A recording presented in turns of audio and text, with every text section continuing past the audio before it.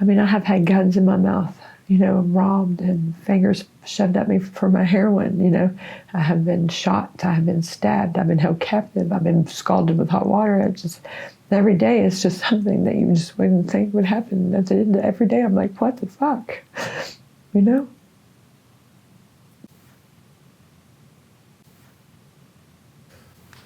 All right, Paper Doll. Yes. Paper Doll, where'd you grow up? Where are you from originally?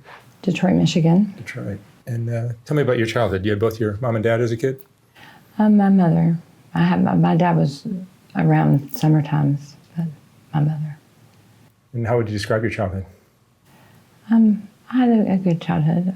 My mother was a drug addict, but she was a functioning addict, brilliantly smart. She provided well, though. Did you have siblings? Yes, I'm the youngest of 7. What kind of kid were you in high school?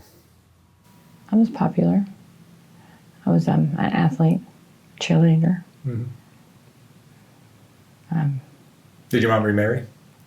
Yes. When I was 3, she married. And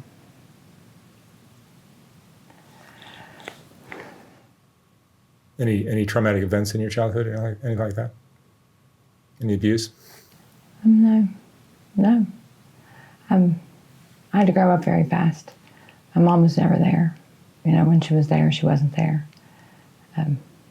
Every day I could figure out what drugs she's on by how the house smelled when I got home. Is that right? Yeah. But she loved me, but she didn't really hug me or give me much attention, but I knew she loved me. Even as a young child, though, I knew that it wasn't her fault. I knew that she was just a drug addict, It's interesting that you understood that. I did. Very young, I did. I never was resentful for anything that she had done. I knew that she always loved me and she means well. That's great. And then after high school, did you graduate? I quit. And then I got my GED. I got married when I was 19. Had my daughter when I was 19. You have one child? I have 4. You have 4. I've adopted 2. I adopted 2 children from the state when they were 3 and 5. They're now 19 and 21. And you raised 4 kids? I raised, well, my youngest, he's 14 now. He kind of got the shitty end of the stick, but I raised them. They had a good childhood. And what got in the way of that? Was it drugs were involved in your life? My husband, he was very militant, controlling. I had adopted 2 children and I had 2 biological. He didn't treat them the same and he was over-disciplined. He was mean. I wanted like a free-flowing house, where I challenge authority and play pranks and food fights.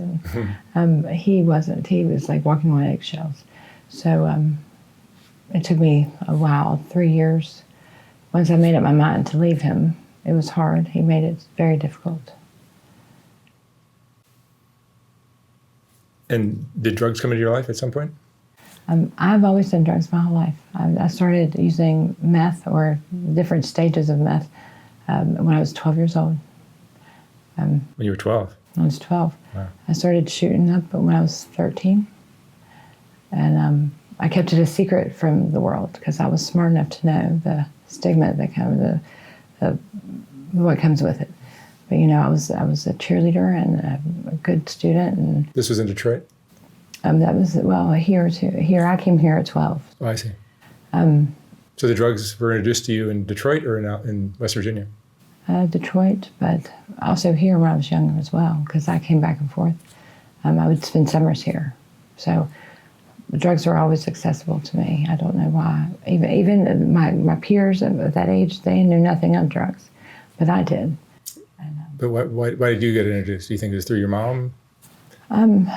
Or her connections? I think I was just always ahead of my years. I was mature and I seeked out more mature people. I seeked out more information I wanted to know everything I could know. So I don't think it was as much as my mom. She was very low-key about what she did exactly when I was younger. It's just I sought it out myself, really. I was so kind of rebellious. I always wanted to push the envelope, I did competitive cheerleading, and I've adopted kids and all that. I've done drugs the entire time. Really? I've done drugs 25 years. So you're kind of a functional addict like your mom. Yes. Yes. Different drug, though. Well, hers changed. That was there. She liked speed originally. She used to do the fin-fins and the mini-fins and the cocaine, but it would switch, alcohol. Her drugs would switch over the years. She ended up with opiates. She liked opiates. And she passed away a year ago. So today you're living on the streets in Charleston? Yes. How long have you been homeless here? I hate to say it. Almost 4 years, I think. How did that happen? How did you kind of lose your housing? And Well, leaving my husband was hard. He made damn sure to make it hard. He made sure I lost my car, and I was leaving him to make my kids a better life, And ultimately, in leaving him, he told my landlord I was a drug dealer. He made up lies about me. I tried to pay rent. They refused payment. They took me to court. The judge wouldn't even hear a word I was saying. They didn't even listen to me. And they rewarded them, and they had 10 days to be out. I came up with the money to move to a new place over and over and over, and people had said this stuff kept happening. It just kept, kept getting robbed. And my sister got a mental hygiene on me and then took my moving money when I was in court to see the judge, and it was just crazy. I watched everything that I ever owned pilfered from the side of the road in front of me. so today you're on the streets. That's got to be hard here in Charleston, right? It gets cold in the winter. It does. It does. And where do you stay? Do you have like a place to hide out, or what do you do? You look very put together for someone who's homeless. I hear that a lot. Along the way, I would rent rooms. I'd rent rooms off people. Eventually, you provide the stuff the house needs every day, and you provide cigarettes or their drug of choice for them every day. Eventually, you're going to not have it that day, and they'll, kick you out and keep all your things. It's a repetitive thing. It happens. I used to rent rooms or hotel rooms, or, just to keep up. My daughter, when I lost my place, my kids lived with their father. My daughter, she came with me.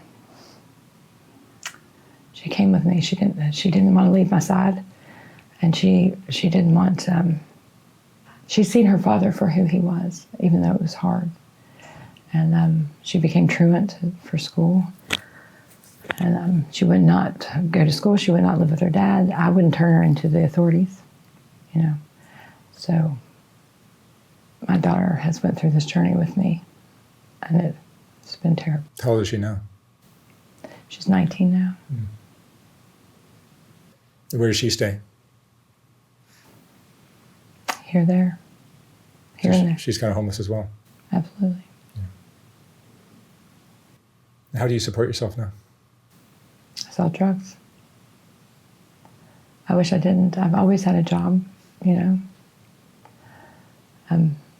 I would sell drugs on the side when I worked in I call it my normal life, in my normal life. I would always sell drugs, so I would pay for my drugs. So that I did, because never ever did I want it to take food off my table, So I've always sold drugs and worked, but when I became homeless, I got caught a charge, a daytime burglary. It's a 1 to 15 felony. I was afraid to go to jail more than anything in the world, and I ran for a year from the cops. And in that year, I've lost everything I ever loved. Are you still on the run from the cops? No, they got me. They got me. I did 90 days and dismissed trespassing because it was a wrong place at the wrong time. I really didn't break into someone's home. So. Are you also entertaining men? No, sometimes? I don't ever do that. You dress like you are. Thanks. Well, I got robbed this morning and put out when I was trying on clothes. So this is why I'm a little bit provocative. But I am paper doll, and I do dress. My appearance means something to me. So I am always overdressed. Yes. No, you look great. I can finesse a man, but never do I do sexual favors. Mm-hmm. I'm very good at manipulation. And what is your biggest regret in your life? Oh, That's a big question.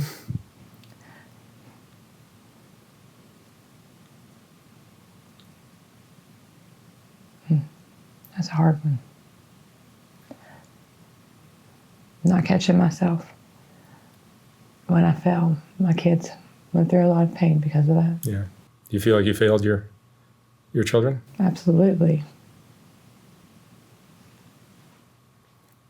You still talk to most of them? Yes. I try to. My son Landon, he's in foster care, so he talks to me sometimes online, but secretly.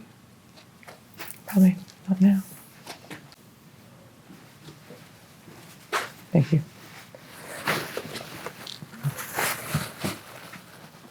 Things aren't always so simple. You know, things aren't always so black and white. You know, I came from a normal home, you know. My kids had a beautiful childhood. They never ever knew I did drugs, nor did anybody else. You know, I kept it a secret because I was smart. But once everybody found out that I did do drugs, the person that I once was, the person who adopted kids and has done amazing things, they no longer seen that person. I was only a junkie then. Have you been in love before? In love. In love? Yeah. Yes. Yes. I was in love with my husband. I think there's all different kinds of love. I had that passionate love. I met Mike when I became homeless. As that, you know, when he started beating on me, he lost his mind doing meth. And he was beating on me when I needed to catch myself. I needed to catch myself when I was falling for my kids, and I didn't because I stayed with a beautiful man who beat me for probably a year until I got away from him. And then I fell in love with a heroin addict. I still love him.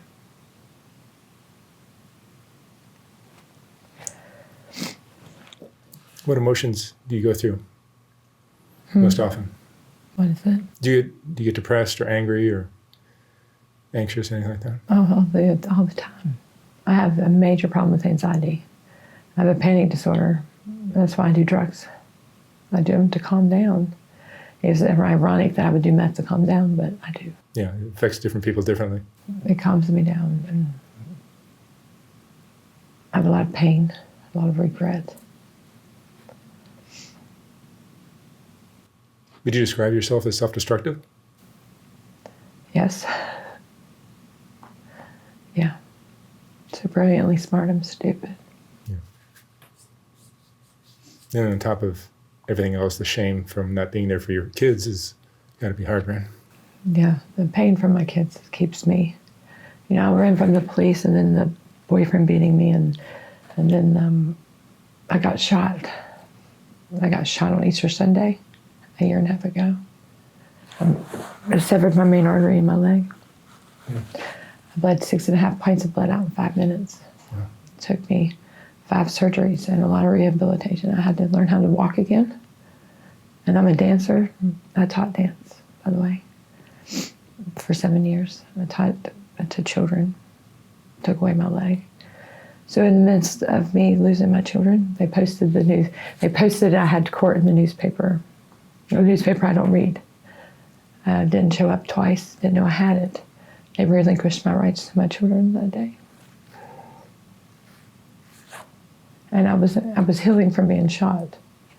So it's just been a sad journey, I guess.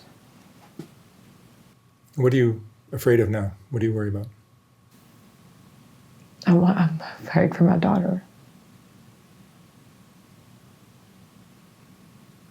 I need to give her the chance that she never got. She's in a similar situation as you right now, right? She's living in Autumn Pantos. She's a heroin addict. Somebody so beautiful. My sweet Isabella. If I don't get her off the street soon, she'll die. She hasn't even been given a chance. She is too scared of normal. She's afraid of it almost as if she would fail. She's very pessimistic. She has no faith in people. She's so mean. She's so mean.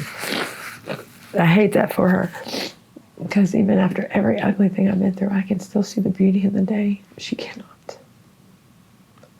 And if I get her a home, all I want is a job and a home. If I could save her. Time isn't my friend. It's now or never for me. And every day it's hard. Every day is hard. I have to hustle the day just to make the day. The amounts I pay for every shower, every time I lay down, I have to pay. So I have to hustle the day every day. And then I'll get robbed and have to try and start all over again. You're just surviving day by day? Every day. And I'm a go-getter and I'm ambitious and I'm smart. The amounts that I hustle up a day is amazing. But the amount it takes to fucking be homeless is crazy. And the amounts I get taken from me is just immense. Is this the lowest point of your life right now? Yeah.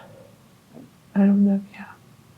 I don't know, I've been low for a long time. I've been stuck here a long time. I've been trying to work with people at United Way or KBC to help me get a place.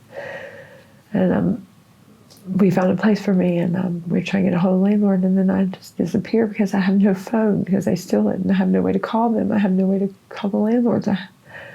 Meanwhile, I just keep getting robbed, and then I have to find another place to sleep, or I won't be on the streets again. And I have had guns in my mouth, robbed, and fingers shoved at me for my heroin, I have been shot, I have been stabbed, I've been held captive, I've been scalded with hot water. Every day it's just something that you just wouldn't think would happen. That's it. Every day I'm like, what the fuck? Yes, life on the streets is incredibly difficult, isn't it? It is. And then for some people it's addictive. Do you think you're almost addicted to Well, it? at first, when I got, before my kids lived with their dad, they were safe and they were sound. And, I didn't have it, I would still see them every weekend and things. At first, when I got a glimpse of that free life, that free, careless, do what you want. It's a life without responsibility. Yeah, it was a wonderful feeling coming from a person that became a mother of 4 at 24 years old, and there's so much responsibility. I worked all the time, and I had so many bills to pay, and my husband, and just so many stresses, and I had adopted children that had emotional problems and things, it was just so much work. It was. I'm not saying the best time in my life, though, was raising my kids. But it was so stressful when I got free. It was a beautiful feeling. But then that quickly ended. It did. Because I used to see so much ugly. So much ugly. And it was extremely hard for me, and I know it is for my daughter too, that everybody that you've ever known along the way, every relationship or connection or moments you've had with people no longer exist. Because once they see that you're a junkie, they treat you different, and they just look at you different, and they disregard you as a person, and everything that you've ever done or accomplished in your life no longer means nothing. You're just another homeless junkie on the street. And the pain from experiencing that is one like I can't describe. I really can't. And then I see my daughter go through that pain, and it changes you. It does. It changes who you are. Do you see your daughter on the streets when you're out there? Yes, of course. Yeah. So you guys run into each other sometimes. Yes, I go to her. I carry the book bag full of food in my bag just in case I see her. I make sure she eats. I make sure she has clothes and showered. Is she angry at you? Angry, yes. Very angry. Very angry. The moment they took my son from me was the moment she looked at me different. She'll never look at me the same. That mother that she looks up to, that brilliant person that's accomplished things, and my mom, the way you look at and you want to be when you grow up. She no longer looked at me from that day. Because you once had it all together. You were raising Yes, your kids, and you had your absolutely. husband and your life. Always had it together, always. Did you ever think you'd end up in this situation? Never. Never. I always thought, how can someone even lose their kids? You know, there was no way anybody could ever take my children from me. If somebody took my kids from me, I would do everything I could. I would be whoever they told me to be. I would do whatever they told me to do. I would fight with everything I had in me. Drugs is no problem. I would give them up. I would do anything for my children. Anything. All I ever wanted to be was a mother. But it's not so simple. It's not so black and white. What do you think people that don't do drugs might not understand about addiction in this life? Oh, I don't know. I've always understood it differently, even when I didn't do drugs, you know. Like, I never even resented my mother for you know. I think everybody self-medicates in some way. Mm-hmm.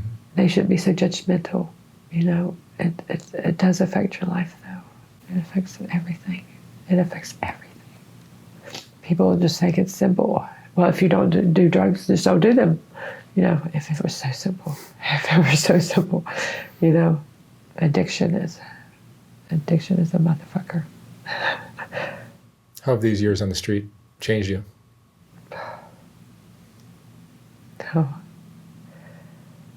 they've changed me in so many ways. I don't know. I know I've aged more in the past 4 years than I have in 20. But it's made me rough and tough and made me see the ugly in people. It's hard to trust people. I've trusted no one. Just right here, I don't think this interview, it scares the shit out of me. Your intuition must be heightened too. But to see so much ugly everywhere. People lose their normal. You know, they lose that. They lose their home training. It changes you. Makes you different. What would you say is the most important lesson you've learned in your life?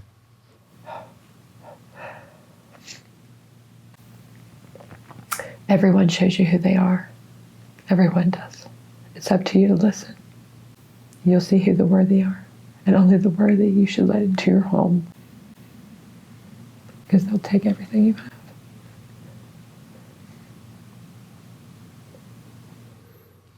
All right. Paper Doll, thank you so much for sharing your story. Thank you. I wish you the best of luck out there, you and your daughter. Thank you. All your kids. Thank you.